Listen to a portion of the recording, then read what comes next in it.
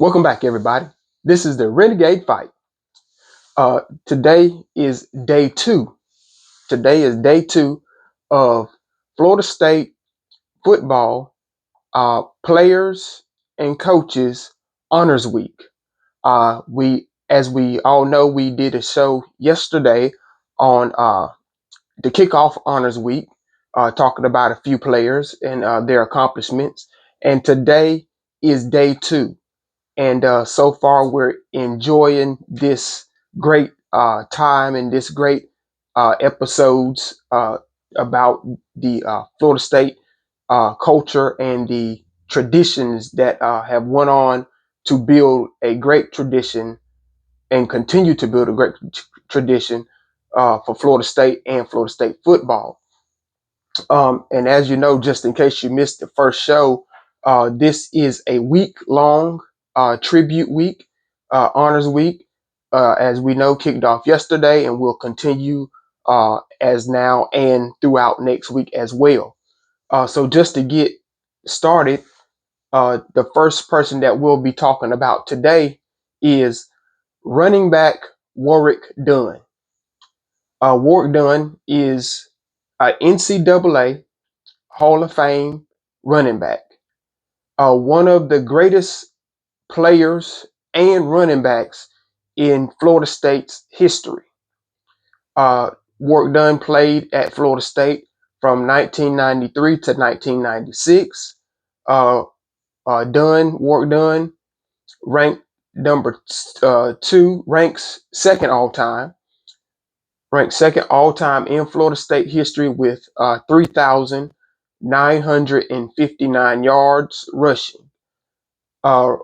Warwick Dunn is, like I said, arguably one of the greatest Florida State Seminoles to ever put on the pads, helmet, step on the field to play for Florida State. Warwick Dunn, as we know, went on to play in the NFL, had a stellar, awesome career in the NFL playing with the Tampa Bay Buccaneers. And not only playing with the Tampa Bay Buccaneers, he also played for the Atlanta Falcons. And at both of those stops where he played, he done an awesome job cementing himself as one of the greats for those NFL teams in the league. And coming back to Florida State, Warwick Dunn has been inducted into the uh, NCAA Hall of Fame. If I'm not mistaken, he was inducted back in December of 2024. And he has always been a stand-up guy. He always have been a respectful person. He is a gentleman. He is one of those people that is very approachable, will stand there and talk to you. He is very knowledgeable. Warwick Dunn is one of the greats and greatest Florida State knows to walk on campus and be on campus and everything. And watching him play, I enjoyed watching him play. Uh, Whenever I first was introduced to the Florida State Seminoles, I remember seeing him just taking long runs. He was a ground and pound back, but he could break the long run and could get into space. And once he does that, we already know it's a touchdown. And he was one of those greats to watch. The next person is quarterback Jameis Winston. Jameis Winston, it was a leader on and off the football field. He was a Heisman Trophy winner. Played from 2012 to 2014. He was the last quarterback to lead Florida State to a national championship, which was in 2013. Uh, Winston is a 2013 Offensive Player of the Year. He is also an All-American, was an All-American, and he also won the Davy O'Brien Award as well as the Maxwell Award. Jameis Winston was a great quarterback for us Noles on the field. I enjoyed watching him. play week in and week out. Whenever we knew that the Seminoles was playing, it didn't matter what the schedule was for that day. I had to be in front of the TV just to see what the Noles and Jameis Winston would do offensively and as a team. Jameis Winston was coached under Jimbo Fisher, and not only was he coached under Jimbo Fisher, uh, Jimbo Fisher, along with Jameis Winston, helped lead the Noles to that 2013 national championship. And he played alongside players like Kelvin Benjamin, uh, and not only playing alongside Kelvin Benjamin, tight end O'Leary, Nick O'Leary. Uh, can't remember his first name, but he was tight end. His last name was O'Leary. Uh, Jameis Winston was a leader on and off the football field. He was also a baseball player. Some may not have known that he was a baseball player and also played baseball for the Noles during the spring. And Jameis Winston uh, is selected and was one of the greats of all time for Florida State. Next up, we have running back Dalvin Cook. Dalvin Cook was and is a speedy receiver, not receiver, running back, a speedy back, versatile. He's very versatile. He was a two-time All-American, one and also one Florida State's greatest players as a running back and offensive player. Um, Dalvin Cook is in that same category with Warwick Dunn as one of the greats at running back. Um, Dalvin Cook is that person that once he lined up in the backfield, he would read the zones and read the coverages of what the defense was doing. And sometimes I noticed that he may go off script just a little bit because he might see a little edge and break big runs. He was also a ground and pound back, but can break big runs. And when he broke those big runs as well, it'd be a touchdown or even a long first down where he would have to run out of bounds to keep the drive going. But Dalvin Cook is one of those greats. I enjoyed watching him play. And even when he went to the NFL, Dalvin Cook, I enjoyed watching him when he played with the Minnesota Vikings. I'm not a Vikings fan, but because Dalvin was so great at what he did, he was one of those backs that you want to see what he was going to do on Sunday. Uh, and next up, we have cornerback, defensive back, cornerback, Terrell Buckley. Terrell Buckley played for the Noles from 1989 to 1991. Terrell Buckley was a dominant defensive player in all of college football. He won the Jim Thorpe Award. He's a Jim Thorpe Award winner. He is the 1991 All-American, all-time, I'm sorry, 1991 all-time leader in interceptions. I don't know the exact number he had for that season in 91, but he is the all-time leader in 1991 for interceptions. Terrell Buckley was a awesome football player.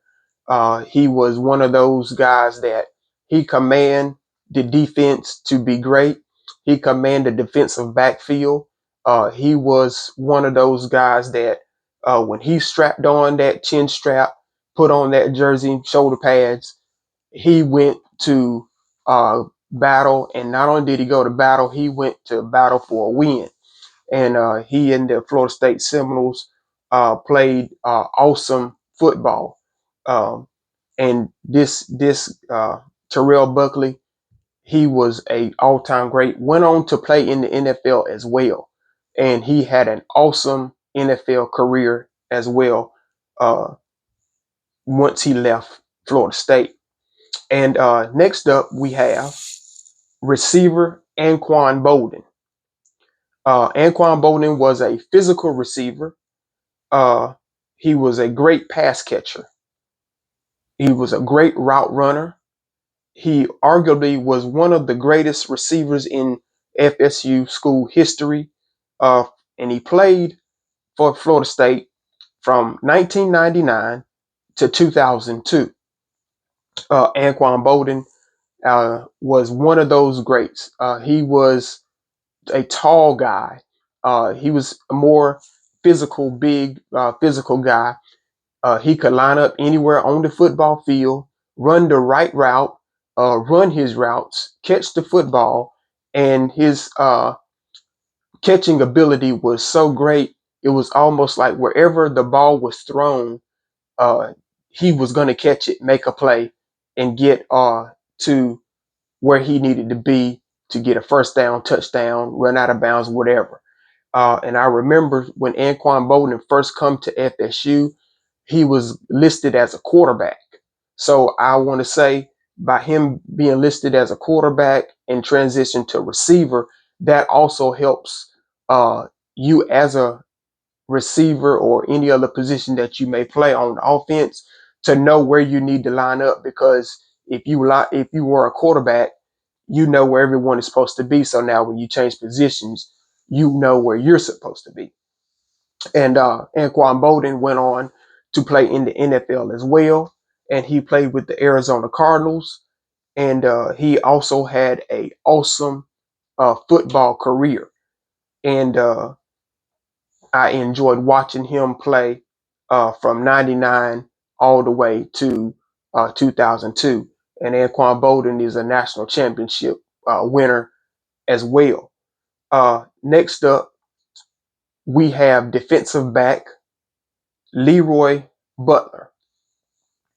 Leroy Butler is a valuable player on the defensive backfield for Florida State. Leroy Butler was a defensive back, but he was also an athlete. Could play multiple positions in the defensive backfield. He could play safety. He could play corner. And Leroy Butler was a defensive person. He was great at what he did, and could play, um, like I said, any position in the backfield. He was awesome special teamer. He was awesome special teamer. Love to see him play special teams. And in my book, he is the a Hall of Famer. Um, and he played for the Florida State Seminoles from 1986 all the way to 1989. Leroy Butler obviously was already playing. I was a little bit too young to see him play as a Nole, but I do remember him playing in the NFL. I did see a lot of his games in the NFL, not even realizing he played for the Florida State Seminoles at that time. I remember him playing with the Green Bay Packers, playing alongside with quarterback Brett Favre and Reggie White, defensive end. Uh, that Packers team was a awesome football team, one to watch on Sundays.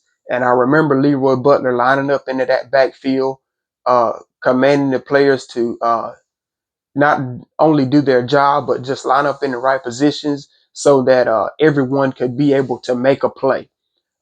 Leroy Butler was a team player. He was a team player. And when you stepped on the field with him, you were going to play great, and he was going to play great. And the outcome of great players being around great players is the team will be great all around. And Leroy Butler uh, is one of those Florida State greats, and it carried over in the NFL. Next up, we have defensive lineman Corey Simon. Uh, Corey Simon is another great defensive lineman in FSU history. He played on that 1999 national championship team. He is an All-American, Florida State Hall of Fame in 2010.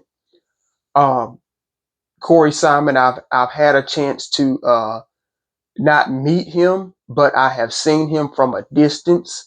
And the way he looks today is the way he looked while he was playing. He's very, very recognizable. Um, he is very, very nice guy.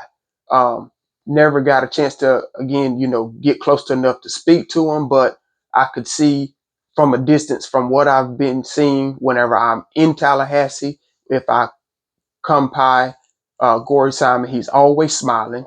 He's always approachable. And he's one of those players that is very, very well um, educated. And hats off to Florida State for giving students the great education that they need to carry on in life. I remember Corey Simon um, on the football field at Florida State, very, very dominant. He would get in the backfield and get tackles for loss and sack. And he was very, very one of those people that once he get the tackle off balance, he's coming to get the quarterback. And I also remember Corey Simon. He went on to play in the NFL as well. He played with the Philadelphia Eagles, and he was a part of that Philadelphia Eagles that was making transition to go to the Super Bowl and playing in the NFC championship games, NFC conference championship games. Corey Simon was a part of those teams, being the defensive player that he is. Uh, he was coached under Andy Reid in the NFL. Corey Simon had a great NFL career there with the Eagles, and I tell you what, Corey Simon is very well deserving to be in the Hall of Fame there at FSU. So that's all we have for today, and we'll continue later on. This is day 2 of um, Florida State Honors Week. I encourage everyone to like, share, subscribe, tell a friend about us. Find us on Instagram at the Renegade Fight. I am RDJ, and I'll see you soon.